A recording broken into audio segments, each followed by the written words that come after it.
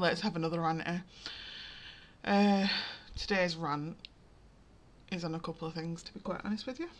The first one is realising that once you get an EOTUS package agreed, it is then a whole other thing getting it actually implemented. Even those with really, really good, strict packages are really, really struggling to get the right provision put in place by local authority, even though it's set out clearly in the plan. Another thing as well is local authorities at the moment not wanting to do personal budgets relating to EOTAS, so what they've been doing instead is managing it themselves, and oh gosh, is that a disaster. It means that you're very limited on providers because the local authority will only consider a very select amount of providers that work within their narrative. And they don't always work, especially when you've got a very complex child with very, very complex need that needs very specific people who've been trained in a very specific way. Another thing that I find can be really, really tricky as well is finding a QTS teacher to actually take on the hours that a package needs. And local authorities very quickly trying to default not even to TAs but looking at agencies that do care staff, which doesn't really fit the bill either at all. It's just a mess. Honestly, it's an absolute mess.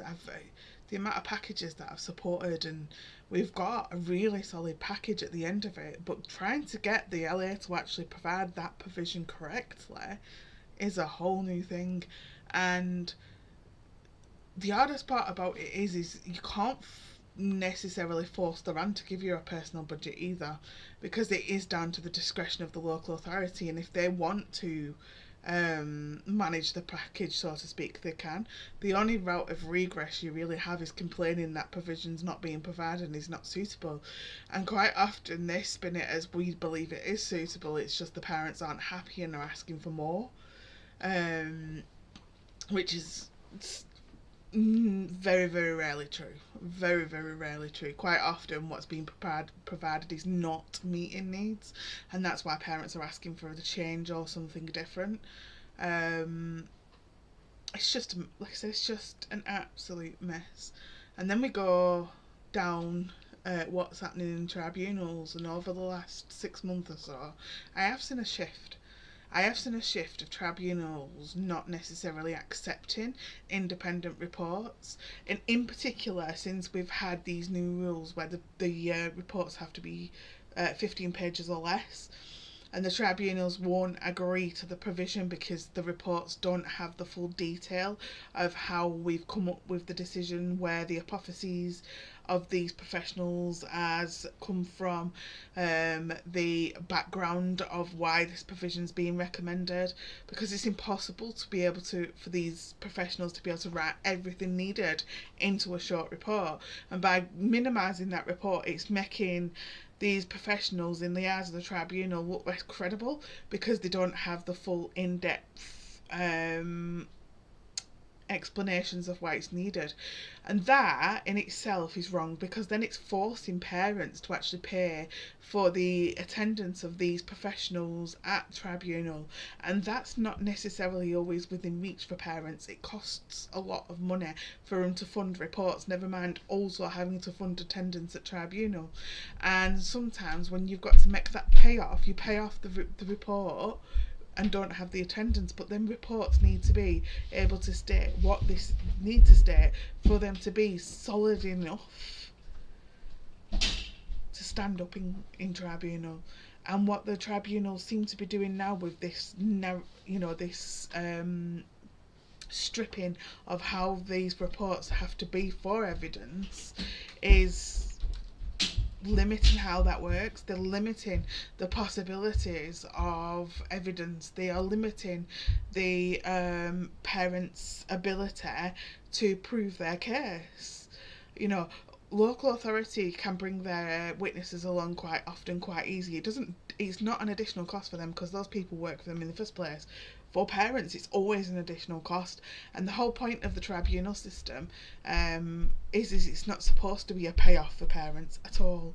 And it's not even as simple as sitting and saying, well, it's a parent's choice to get them reports, because without them reports, their children don't get the right support. Because the reports that are coming out of most professionals relating to the local authority, once the local authority have done their quality check on them, they're not fit for purpose. And I don't even blame the people that are in the NHS or the EPs that are writing these reports, because quite often these reports go to the local authority SEN team, and it's the SEN team saying, no, don't write that, do write that, we don't want that, we do want this.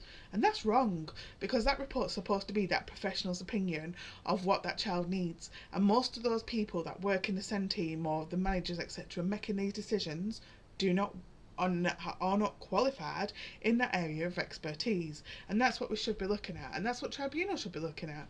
And I also think it's wrong, because another thing that I'm seeing quite a lot is the favour of reports from the NHS over an independent report where the NHS have not even seen the child. So the professional writing this report for the NHS has not even met the child. They're just making a judgment or a decision or comment against the independent report or of reports that they've seen. They cannot make a full judgment that they can stand by without meeting the child. And usually that's going up against an independent report where they have assessed the child.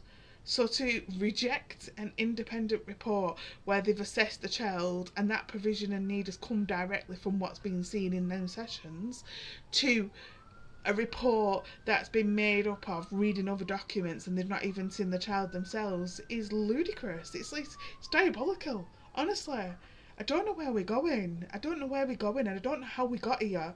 I don't know how we got to a stage where the law in itself is denying children basic rights, the right to an education. I'm not even talking about gold standard or Rolls Royce of education, as everybody say, as they make out that parents are asking for, because that's not what they ask for. All parents are asking for an education that is suitable and the children can accept, not accept.